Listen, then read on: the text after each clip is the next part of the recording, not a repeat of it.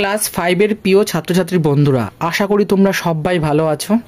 তোমাদের মধ্যে কেউ একজন বন্ধু কমেন্ট করেছে অনুশীলনী 3.2-এর যে মানে কি বলবো মানে 77 আর 78 পাতার অঙ্কগুলো সমাধান দেওয়ার জন্য।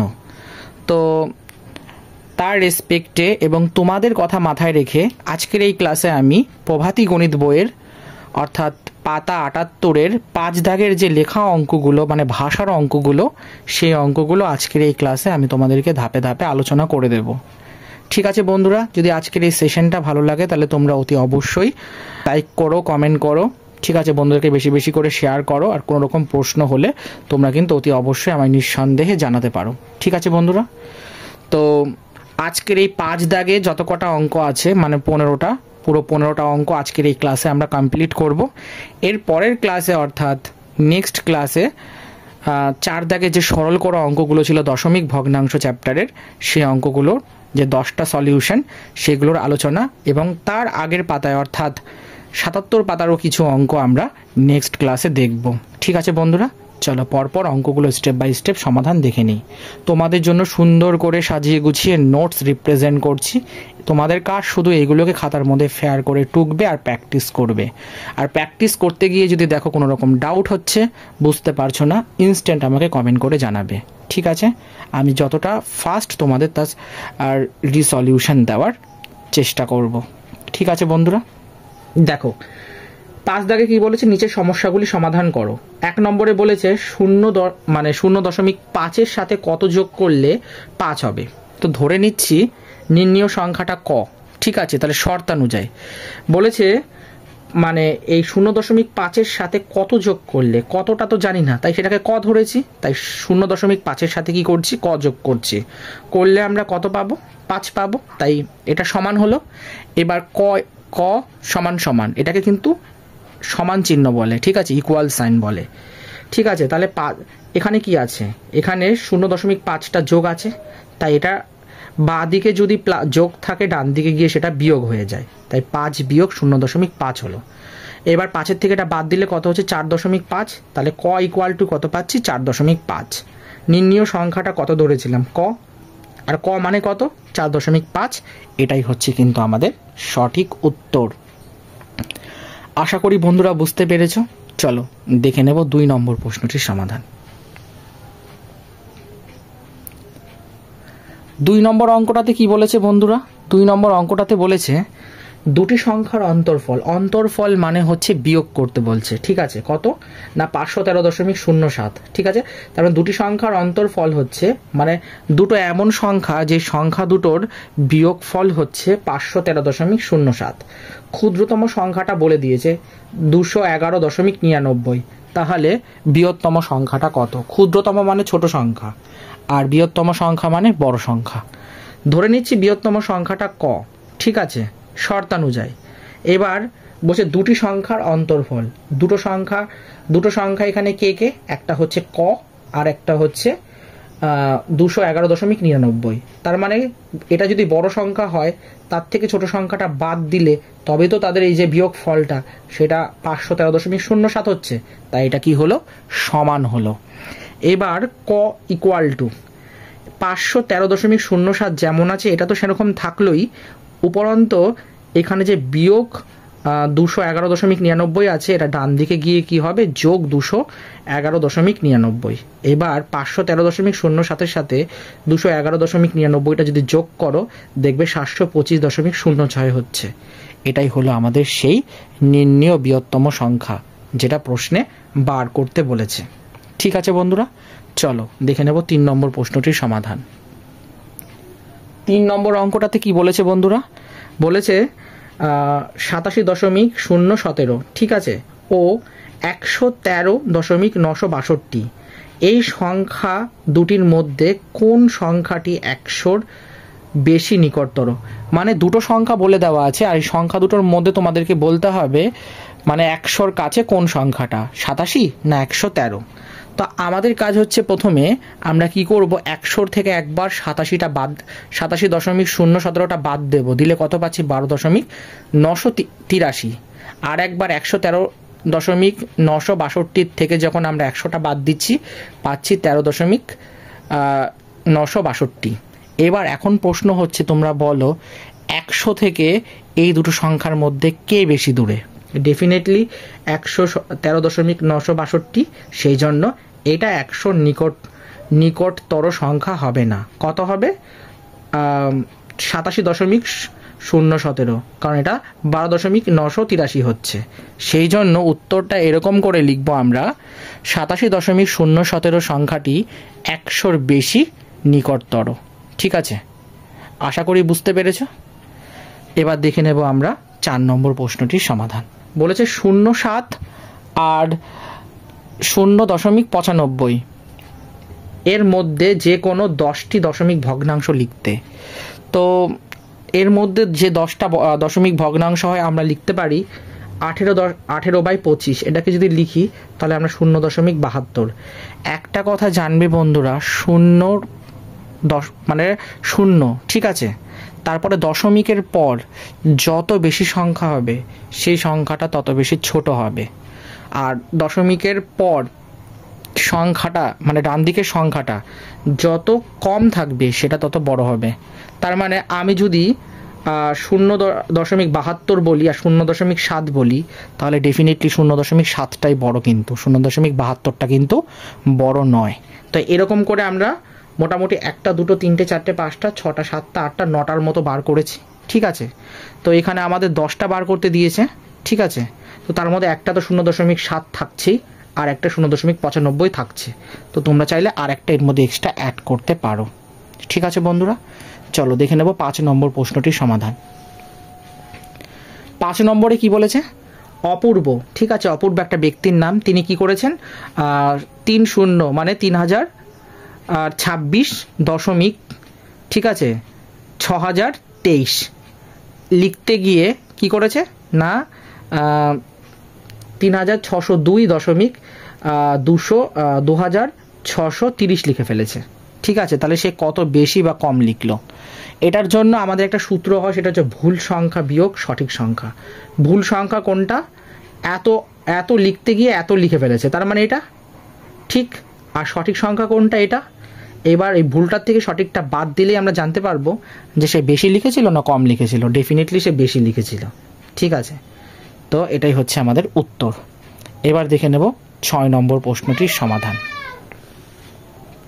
6 নম্বরে বলেছে 56-র সাথে কত যোগ করলে 117.412 হবে।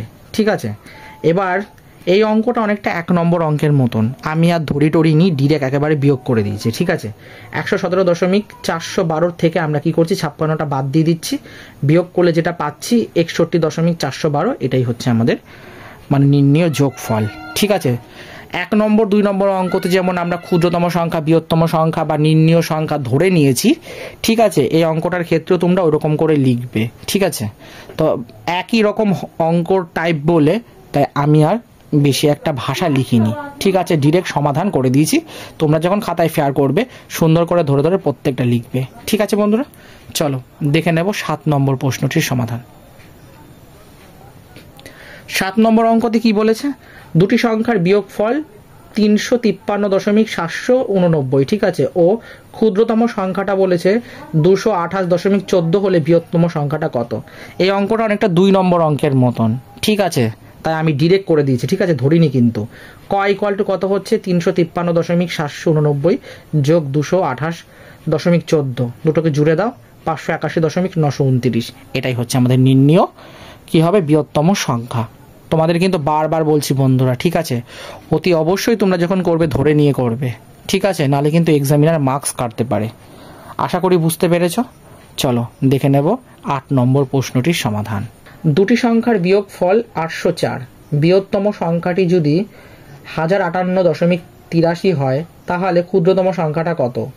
এই অঙ্কটাও সেম ধরে নিতে হবে, কিন্তু নির্ণীয় ক্ষুদ্রতম সংখ্যা ক, এরকম করে ধরে নিয়ে তারপরে শর্তানুযায়ী বা প্রদত্ত প্রশ্ন অনুযায়ী যা খুশি বলে কিন্তু লিখতে হবে। ঠিক আছে, তার মানে ক ইকুয়াল টু কত হচ্ছে? 1058.83 বিয়োগ 804। এবার এটার থেকে এটাকে বাদ দিয়ে দাও, কত পাচ্ছি? 254.83। এটাই হচ্ছে আমাদের নির্ণীয় বিয়োগফল। এখন তোমাদের অনেকের মনে প্রশ্ন জাগতে পারে কি করে দশমিক সংখ্যার যোগ করতে হয়, বিয়োগ করতে হয়, গুণ করতে হয়, ভাগ করতে হয়। তো তোমরা যদি সেই দশমিক সংখ্যার গুণ, যোগ, বিয়োগ, ভাগ এসব না জানো আমাকে কমেন্টে জানাও, আমি তোমাদেরকে সেই কনসেপ্টের উপর একটি ক্লাস নিয়ে আসবো। ঠিক আছে বন্ধুরা, চলো দেখে নেব 9 নম্বর প্রশ্নটির সমাধান। বলেছে ক যোগ খ ইকুয়াল টু 847.56, খ ইকুয়াল টু বলে দিয়েছে 127.398, তাহলে ক কত? এই অঙ্কটা কিন্তু ভেরি ভেরি ইম্পর্টেন্ট। এরকম টাইপের অঙ্ক কিন্তু প্রিভিয়াস ইয়ারে প্রায়শই দেখা যায়, সুতরাং ভালো করে প্র্যাকটিস করতে হবে। এখানে ক প্লাস খ ইকুয়াল টু 847.56, ঠিক আছে। ক ইকুয়াল টু না, ক যোগ ক্ষয়ের পরিবর্তে কি লিখতে পারি আমরা? 127.398 লিখতে পারি, কেন কি এখানে বলে দেওয়া আছে, ঠিক আছে। ইকুয়াল টু কত? 847.56 যেমন আছে তেমন রেখে দিলাম। এইবার এটা যোগ আছে, মানে 127.398টা, এটা ডান দিকে গিয়ে কি হলো? বিয়োগ হয়ে গেল। তার মানে 847.56 বিয়োগ 127.398, বিয়োগ করে দাও, কত পাচ্ছি? 720.162। এটাই হচ্ছে আমাদের কয়ের সেই নির্ণেয় ভ্যালু বা মান। ঠিক আছে বন্ধুরা, চলো দেখে নেব 10 নম্বর প্রশ্নটির সমাধান। 10 নম্বরে বলেছে 0.2 ও 0.5 মধ্যে দুটি দশমিক ভগ্নাংশ লেখো। তাহলে কি কি দাঁড়াচ্ছে দুটো ভগ্নাংশ? একটা হচ্ছে 3/10 আর একটা হচ্ছে 4/10। দেখো 0.3 আর 0.4। এবার দেখো 0.2, এটা কিন্তু 0.3 আর 0.4 থেকে কিন্তু ছোট, তাই লেস দেন। আবার কিন্তু 0.3 আর 0.4 কিন্তু 0.5 থেকে ছোট, তাই কিন্তু লেস দেন 0.5 লেখা হলো। আশা করি জিনিসটা তোমরা বুঝতে পেরেছো। মানে কি, এই 0.2 আর 0.5 এই দুটো সংখ্যার মাঝখানে সংখ্যা দুটো জানতে চাওয়া হয়েছে। এটাই হচ্ছে সেই মাঝখানের বা মিডিল নাম্বার দুটো। ঠিক আছে বন্ধুরা, চলো দেখে নেব 11 নম্বর প্রশ্নটির সমাধান। 11 নম্বরে কি বলেছে বন্ধুরা? এখানে বলেছে 0.1, 0.001 এর থেকে কত ছোট বা বড়। তো প্রথমে এই পয়েন্ট মানে সংখ্যাগুলোকে ভগ্নাংশে কনভার্ট করি। 1/10 আর 0.001 এটা কত হচ্ছে? 1/100। এবার 0.1কে যদি 0.001 দিয়ে ভাগ করি তাহলে কত পাচ্ছি? 100 পাচ্ছি। তাহলে এটা 100 গুণ বড় হবে।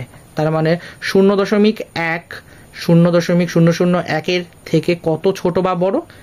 100 গুণ বড়।